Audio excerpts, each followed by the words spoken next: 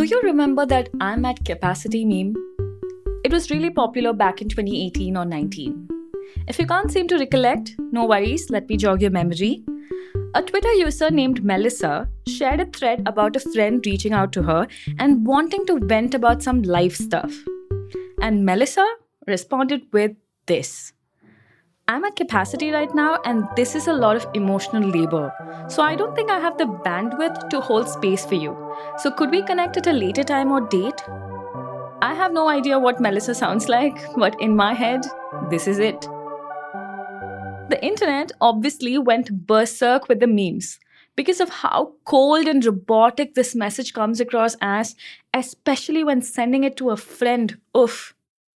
You would be tempted to write this off as people on Twitter thing. Twitter people talk like this, right?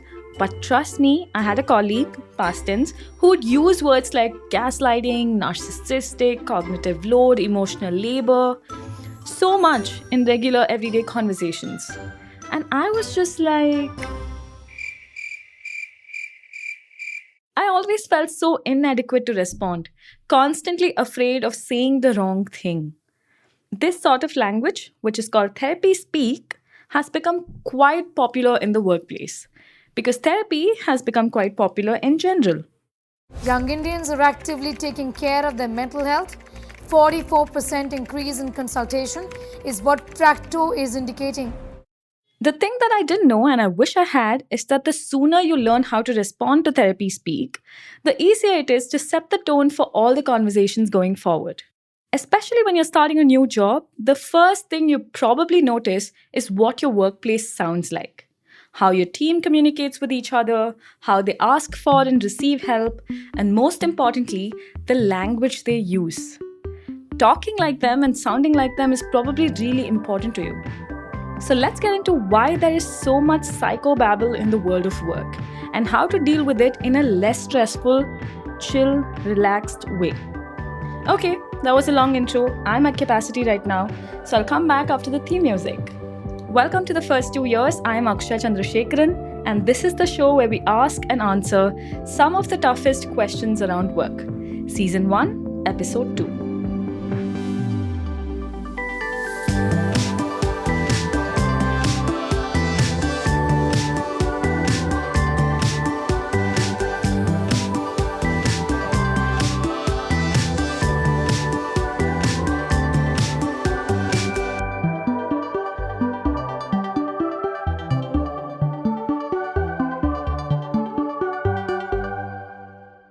Before I figured out what's the best way to respond, I was curious about why this was happening in the first place.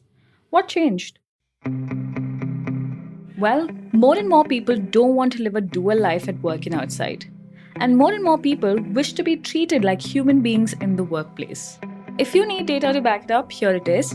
65% of people acknowledge this need in a 2023 Gallup report, not so long ago. That's maybe why emotion-first language is becoming prominent in the workplace, because you now bring your whole self to work with all your perfections, imperfections, and all of the emotions. And this is a good thing, a reasonable expectation for an employee to have. Moreover, corporate speak too is very similar to therapy speak if you think about it. Kind of cold, robotic, deeply impersonal. Just go back and read all your emails to your colleagues. So if you had to draw a Venn diagram between corporate speak and therapy speak, that would be a big overlap. That's probably why so many of these mental health terms have entered the world of work. But there's just this one teeny tiny, actually very big problem. Words have meaning. Who would have thought? But things like gaslighting, it's not the same thing as lying. Sometimes people are just liars and they lie about where they were or what they were doing, but that does not equate gaslighting. Gaslighting is a serious word that has serious implications, both about your relationship and about the person we are talking about. So, yeah. Gargi is a counseling psychologist. So now you get the frustration in her voice. Many trained mental health professionals like Gargi worry about draining a word of its value. These terms losing its original importance and meaning. And the therapist community considered this as a huge downside to casual therapy speak at the workplace. 9 in 10 therapists I spoke to agreed with this. We use trauma bonding as, oh, yesterday we were sitting and catching up and we didn't have so much in common, so we trauma bonded over our experience of XYZ. Oh my God, yeah. And in the workplace, if you're former colleagues and you both went to the same workplace, and if you're like, hey, that workplace was so toxic, we trauma bonded. Yes. Like, we both experienced the same trauma, so we. Like I said, right? Like it means something so serious and not pleasant at all. Like we use trauma bond as a like to describe the bond that is a result of our shared trauma or our shared experience. Yeah. When the actual meaning has to do with my unique experience of my trauma and the person who caused me that trauma as well. To me, it feels like an exaggerated way of describing your experience. It's like you know the words because either you're in therapy or you've seen it somewhere on social media, but you don't know it well enough to know how and when to use it. But hey, that's just my hunch. I'm no psychologist. So back to Gargi. The way that the boundary setting related discourse happens on social media, it makes boundaries seem like this is something that I am, this is my demand, and if you don't meet this, then you are violating my boundary. Yeah. Or this is something that I need from you, and if you don't give it to me, then or this is something that I can't do for you, and if you ask me for it, then you are violating my boundary. And that makes boundaries seem like this person that drives a wedge in a relationship or between two people or two groups of people, when actually boundaries are a great way to sustain a relationship. Whether to leave it in or keep it. Yeah, so did she say that it's a good thing to set boundaries, or how to do it well, or what's her point of view? I'll give you an example, right? Setting a boundary is often like looked at as a way to shed your responsibility. Sometimes to just evade your responsibility, you're like, okay, I am setting a boundary. This means this is a non-negotiable. You can't talk to me about this and everything. But imagine a scenario where my manager believes in negative motivation, okay? And I am someone who's extremely self-critical, right? And so I have to now communicate to him that when you use like a harsh language or a judgmental tone, it becomes very difficult for me to receive feedback because I already am very critical of my work, right? So could you give me feedback in a way that I can be more receptive to it? That is an open conversation, right? That is a conversation where he's understanding my working style and trying to adapt. So I've set a boundary, but this boundary will only bring us close, you know? Got it. Oh, that's cool.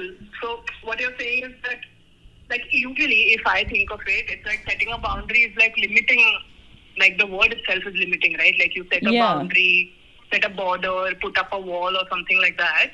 Yeah. But what Gargi is saying is that it's the opposite. Like you're trying to break down that wall and get closer. Like. Yeah, it's not about building a wall, it's about taking it down. Yeah. A boundary is supposed to bring you closer and not, not keep you apart in a way. Yeah. Actually, that's interesting because, like, the moment anyone says to me that you need to set a boundary, I feel that's so difficult to do because I'm like, what will the other person think? I'm essentially implying that I want to limit my relationship in some way with that person. Correct. But if you think of it in this way and you also communicate that, then it's like easier. Like I'm like, okay, then this is possible. I do this. This sounds good for me. Exactly. When the end goal is that it's going to bring you guys closer and you're going to work better, it might be a big incentive to just set a boundary. So you think I should leave this in? Is this interesting? Yeah, leave this in. This is great.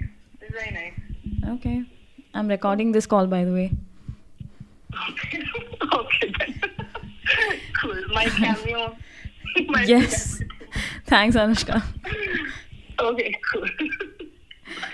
The voice you just heard is of Anushka's, the producer of this show. And coming up next is how you can respond to someone throwing therapy jargons at you.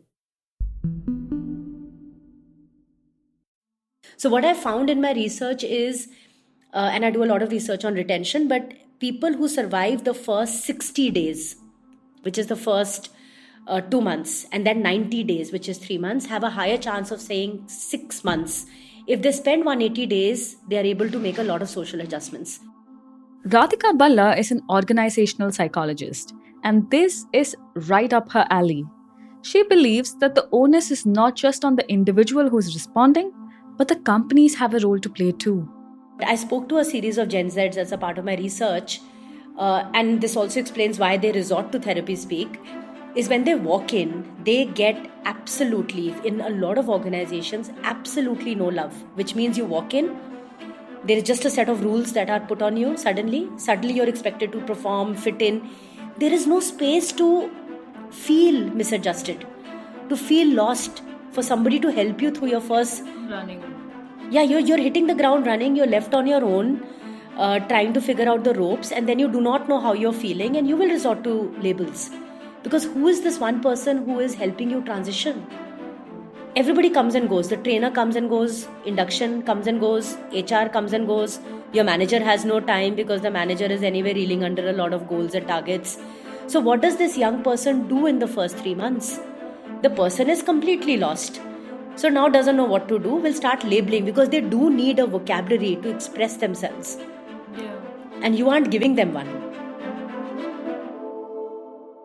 Well, Radhika does have a point and she strongly believes in it, but I still did not want to give up on my quest to find ways to respond to this on an individual level. So I insisted and persisted, and she finally relented.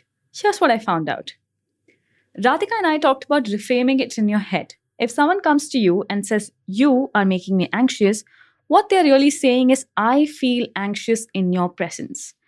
It may be useful to reframe it in your head as a subjective experience of your colleague and not an objective assessment of who you are as a person, even when they're not describing it like that. This reframing may reduce the feelings of guilt and defensiveness. So instinct to respond with "No way I'm making you feel anxious, I've been so nice to you," can be completely avoided. My producer Anushka and I also resonated with this idea. So a good way is to get into some form of appreciative inquiry to say, okay, tell me 5 moments when you felt that this was toxic. So take them back, and these are very simple, open-ended questions to ask. It doesn't even need you to be a therapy to say, okay, you're feeling toxic. You feel this is a heartless place. Tell me about 5 things that have happened or 3 things that have happened that left you with this feeling. And you'll be surprised at people's ability. So initially they may not have the words for it, but they will come back to you and say, okay, let me try and tell you what happened. So the idea is to bring them back into some form of a reflection mode. Asking questions. Such a simple concept, but so powerful in the moment. And finally, if you're still overwhelmed in the moment like Akshaya from a year ago, it's okay. Let yourself make some mistakes. You're only human. You live and learn, I guess. Thank you so much for listening. You can write to me with feedback at akshaya@the-ken.com. The first 2 years is produced from the newsroom of The Ken, India's first subscriber-only business news platform. The episode was written and hosted by me, Akshaya Chandrasekaran, produced by Anushka Mukherjee, and audio engineering by Rajiv CN. See you next week.